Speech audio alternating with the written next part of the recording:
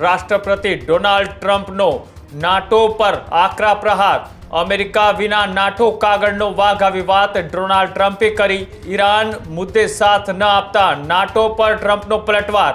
ઓઇલના ઊંચા ભાવ માટે નાટો જવાબદાર હોવાની વાત ડોનાલ્ડ ટ્રમ્પે કરી।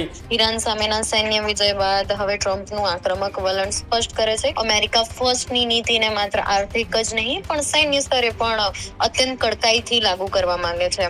આજે પણ અમેરિકાના સૈન્ય અને આર્થિક ટેકા પર નિર્ભર છે, ત્યારે નાટોના સભ્ય દેશો માત્ર કાગળ પરની શરતોમાં વ્યસ્ત રહે છે। ઈરાનને પરમાણુ શક્તિ બનતા રોકવામાં સંપૂર્ણ નિષ્ફળ રહ્યું છે।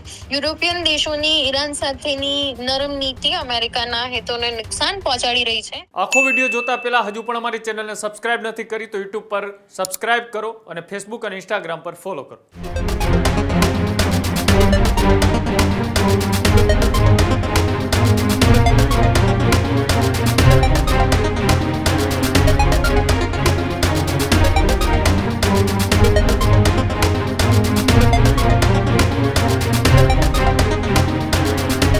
ઈરાન, ઇઝરાયલ અને અમેરિકા વચ્ચે ચાલી રહેલા સંયુક્ત યુદ્ધને લઈ એક મહત્વપૂર્ણ સમાચાર છે તે સામે આવી રહ્યા છે। રાષ્ટ્રપતિ ડોનાલ્ડ ટ્રમ્પનો નાટો પર આકરા પ્રહાર। અમેરિકા વિના નાટો કાગળનો વાઘ આવી વાત ડોનાલ્ડ ટ્રમ્પે કરી। સાથે જ ઈરાન મુદ્દે સાથ ન આપતા નાટો પર ટ્રમ્પનો પલટવાર। ઓઇલના ઊંચા ભાવ માટે નાટો જવાબદાર હોવાની વાત ડોનાલ્ડ ટ્રમ્પે કરી।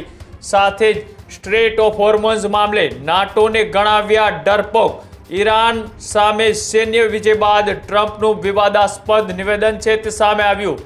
પરમાણુ શક્તિ ધરાવતા ઈરાન સામે નાટો નિષ્ફળ આવી વાત અમેરિકાના રાષ્ટ્રપતિ ડોનાલ્ડ ટ્રમ્પ કે જેઓએ સોશિયલ મીડિયાના મારફતે આ ઈરાન અને ઇઝરાયલ વચ્ચે જે એક યુદ્ધની પરિસ્થિતિ વચ્ચે અમેરિકા છે તે પણ આની અંદર ઝંપલાવ્યું હતું અને સાથે જ આ યુદ્ધની પરિસ્થિતિની અંદર નાટોને જવાબદાર ડોનાલ્ડ ટ્રમ્પે ગણાવ્યા।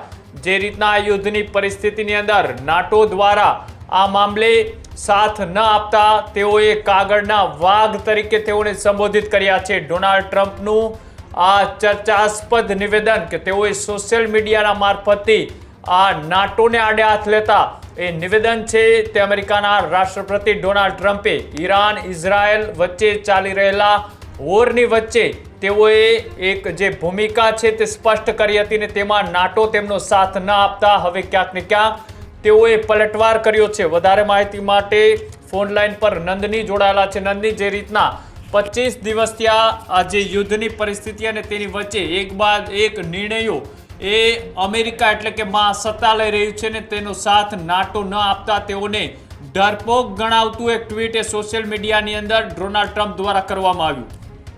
બિલકુલ જી કૃણાલ, તાજેતરમાં અમેરિકી રાષ્ટ્રપતિ ડોનાલ્ડ ટ્રમ્પે નાટો એટલે કે નોર્થ એટલાન્ટિક ટ્રીટી ઓર્ગેનાઇઝેશન પર જે પ્રકારના પ્રહારો કર્યા છે તેણે વિશ્વના રાજદ્વારી વર્તુળોમાં હલચલ મચાવી દીધી છે।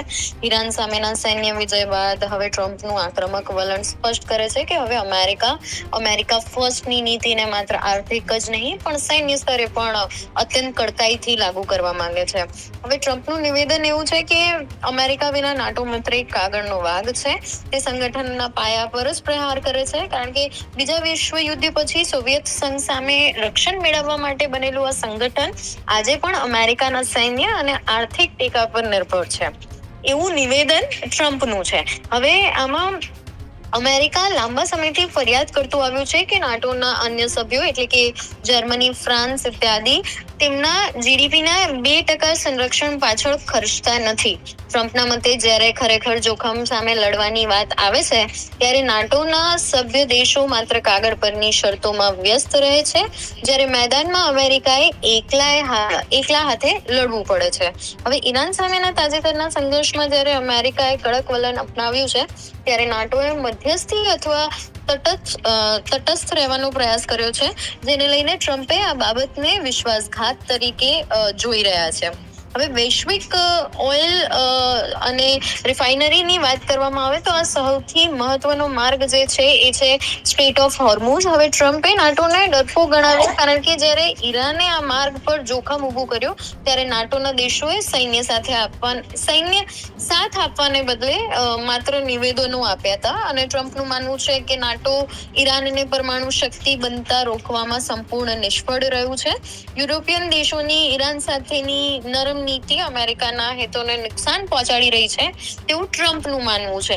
એટલે કે ઈરાન સામેની સૈન્ય સફળતા બાદ ટ્રમ્પે જે રીતે તમામ શ્રેય પોતાને અને અમેરિકી સેનાને આપ્યો છે તે તેમની રાષ્ટ્રવાદી છબીને વધુ મજબૂત કરવા માટે કરવામાં આવેલું નિવેદન કહી શકાય. અને આવનારા સમયમાં જેવી રીતે ટ્વીટના માધ્યમથી કે પોતાના નિવેદનોથી ટ્રમ્પ ચર્ચિત રહે છે, આવી જ રીતે આ વખતે પણ તેમણે નાટો પર પ્રહાર કરતા પોતાની છબી અને અમેરિકા કેટલું મજબૂત છે તે સ્પષ્ટપણે દર્શાવ્યું છે. કૃણાલ જી બિલકુલ, આભાર માહિતી બદલ. તો જે અમેરિકાએ ફરીથી ક્યાંક ને ક્યાંક વિશ્વ સ્તરે એક ચર્ચા જગાડી છે અને નાટોને આની અંદર ડરપોક છે તે કયા છે. જે રીતના ઈરાન અને ઇઝરાયલ વચ્ચેના યુદ્ધમાં અમેરિકાનો સાથ એ નાટોના દેશો ન આપતા હવે ક્યાંક ને ક્યાંક એ અમેરિકાના રાષ્ટ્રપતિ ડોનાલ્ડ ટ્રમ્પે પોતાની હયાવરાળ છે તે ઠાલવતા એ તમામ દેશોને ડરપોક અને નિષ્ફળ ગણાવ્યા છે. જે રીતના સ્ટેટ ઓફ હોર્મઝથી જે ઓઇલ પસાર થઈ રહ્યું છે અને આ ક્રૂડ ઓઇલ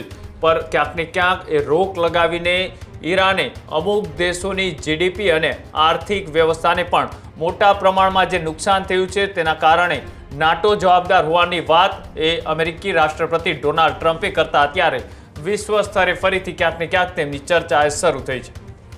હજુ સુધી તમે અમારી ચેનલને સબસ્ક્રાઇબ નથી કરી તો અત્યારે જ ન્યૂઝરૂમ ગુજરાતને સબસ્ક્રાઇબ કરો, ફેસબુક અને ઇન્સ્ટાગ્રામ પર ફોલો કરો.